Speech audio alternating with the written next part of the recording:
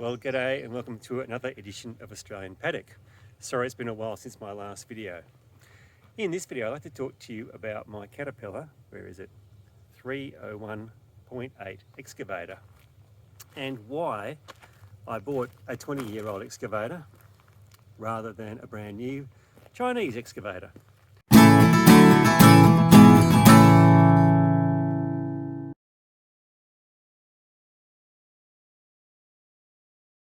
So the first thing is, why did I buy one at all? So I've been looking for an excavator for a while.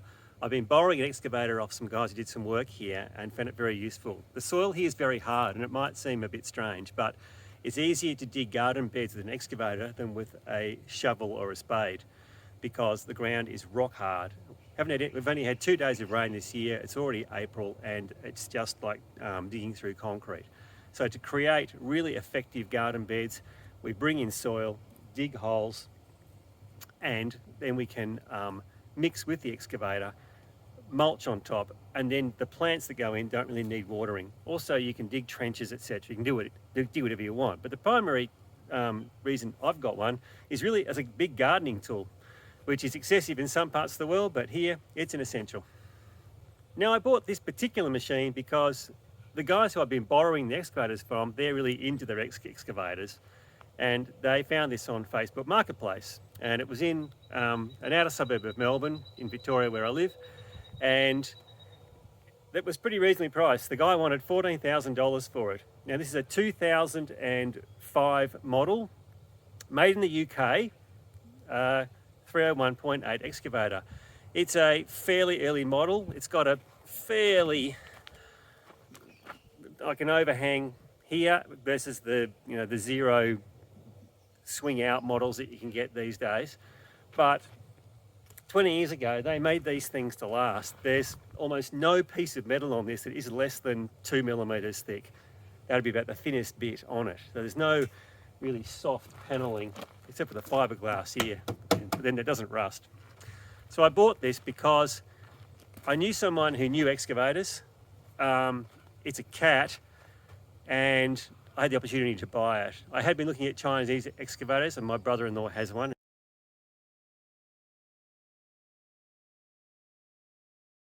So the first thing to note is that before I bought it, the guy I bought it from had done a number of service items, and the guy he bought it from had done a number of service items. So the main drive ring underneath there had been serviced or replaced about 7 or 8 years ago. And that's a really critical thing to be aware of. The guy I bought it from replaced the final drives, which is this unit here. He had had an overheating problem with it as well, and had done an interesting modification on the boot to drill holes here and put a water protection cover over it because it was overheating. Those are the main things that I was aware of that had been done to it.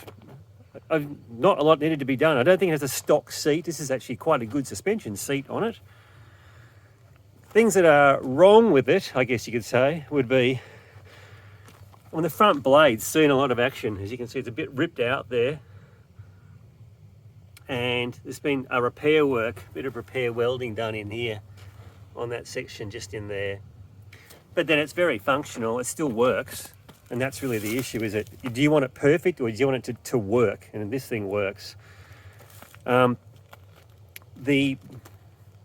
with 3 buckets and a grab, which is joined onto that great big thing there.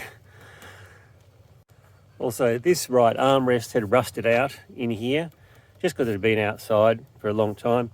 You can see there's lots of cracks. So these shrouds are pretty much stuffed. You can buy replacement ones, there's no problem there, but again, they don't really do anything. They're just really just cosmetic. These covers here, there's there's some little bit of damage up here. I'll just walk around this side. And you can probably see, there we go. So there's a crack there. And this one has got a crack here. And some cracks around the back here. So you see nothing's perfect. But if you go to CAT online, these things are replaceable.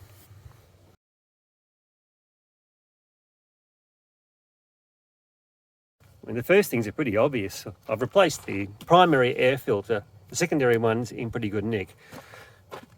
The gasket cover here, which runs around here, all the way around, there's two of them underneath here. I replaced those. Pretty easy to replace. I replaced the fuel water separator, and this sight glass for the fuel water separator was missing, so I bought a new one of those and put that on. The usual oil filter and oil change, very straightforward. I had to replace the tracks, which were completely dead, but I knew that when I bought it, and the sprockets, which are now all brand new. I replaced this right-hand handle. Otherwise, there's actually very little that I've actually needed to do to it. Probably the hardest thing to replace was in the engine. You can see here there's a new water pump here. I've got a new fan belt. I've got a new overflow container and a new radiator cap. And to replace all that, I also had to drain the hydraulic fluid, which I replaced as well. So it's got a lot of new components into it. The main reason for this was to make sure with this cooling system was to try and alleviate that overheating problem. I've noticed that since I've replaced the water pump and the radiator cap, that the cooling system is now retaining its pressure even when it's turned off and it's cold. If I open the cap when it's cold the next day, coolant comes out. So it's really completely solved that problem. And I think the main reason for it overheating was the lack of pressure from the old radiator cap, where the rubber had completely failed, as well as leaking from the seals in the water pump. And so the lack of pressure means that you can get bubbling in air in your coolant, and that's not good for a car or any water-cooled engine. And of course, I got new coolant in this as well. Another element is I replaced the tiger teeth on this, which were completely worn down to nothing. That was fairly straightforward, and I've had to repair a hole in the bucket. That was just a wear hole, and I just cut that out and put a new piece of plate steel in there. I also replaced the quick release hook. These Cat excavators have got a hook that grabs the main pin in the bucket here, and you release it through a hole underneath here with a bar.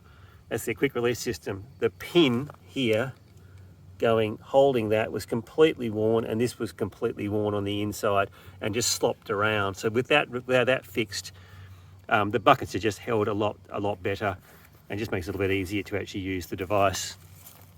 So all in all, the main point would be, after spending $14,000 on the main unit, it's $2.5 to replace the tracks and the sprockets. This is Australian dollars.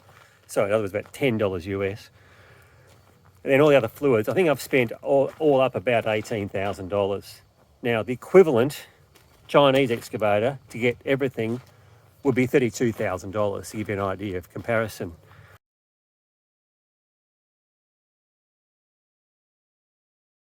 So I think the main thing I would be looking at here would be, being a Cat, if you go online, the Cat parts network is excellent. So I can pick up Cat parts 3/4 of an hour drive away from here and just order them online. There's a very good online portal where you can see the entire unit broken down and every part numbered, and order them online, and they'll be delivered from anywhere in the world, if not here in Australia, if they're available. Now, the water pump was not. I had to get that from a company called Friday Parts, who were excellent. And the water pump fits, it's exactly the same engineering that I can see. It's made in Hong Kong or China, but for my purposes, not being a commercial user, that's going to last me the lifetime of my ownership of this thing. And I have no plans of selling this thing, by the way.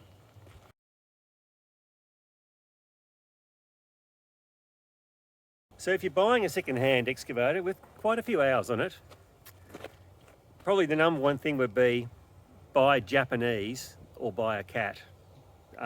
Just steer away from probably most other brands, because the engineering original engineering was quite good. The key thing to be aware of, or the two key things to be aware of apart from that, is the ring gear underneath here, the thing that it sits on and spins around. If that's worn out, and they do wear out at probably 2,500 hours, you're going to expect to replace it. but that's difficult because you've got to unbolt everything and lift the entire system up to replace it. I know a guy who has done that, and it's just a pain, but just something that to be aware of. So what you need to do when you're testing it is drive it around in circles and just make sure that there's no clunking or grinding or those horrible gear mechanical feelings. It should be nice and smooth. This one was lovely and smooth. Also, spin it around to the edge, put the bucket down and just tilt a little bit and see if it moves a lot. If you see how much you can feel slop in it at all. It should just lift the side up and you shouldn't really notice it. That's really critical. The other critical thing would be the engine. You don't really want to have to rebuild your engine. These diesel engines, these are little 3-cylinder diesel engines. I think they produce 17 horsepower, but it's enough to run the hydraulic pump. Oh, which was also replaced by the previous owner, by the way, because it was leaking. So what you need to do is when you start it up, you want to see black smoke come out of a diesel engine. If you're seeing white smoke or blue smoke, you've probably got a blown gasket or there's oil or water getting into the engine. And that's when you don't really want to buy it. So this thing blows black smoke. So, and doesn't use any oil, which is also important. So the oil's not getting into anything either. It doesn't drip on the ground, particularly now that I've replaced the water pump, which was dripping on the ground. Ooh. Something else to look out for would be wear of pins. Now, all these pins are very tight, and the main pin here is actually very tight. If you actually rock the whole thing, there's the hole. It's actually tight as a drum. Where there is slop are in the rams, end of the hydraulic rams. There's actually a bit of sideways movement here. You can see that. It slops. It's very hard to see, but it's got sloppy. Now, that can just be shimmed out. For my purposes, the pins are fine. You could replace them. A whole set of pins is about $1,500. But the easiest thing to do is just to shim the top and the bottom of these 2 hydraulic rams that are worn. Everything else is absolutely tight and fine.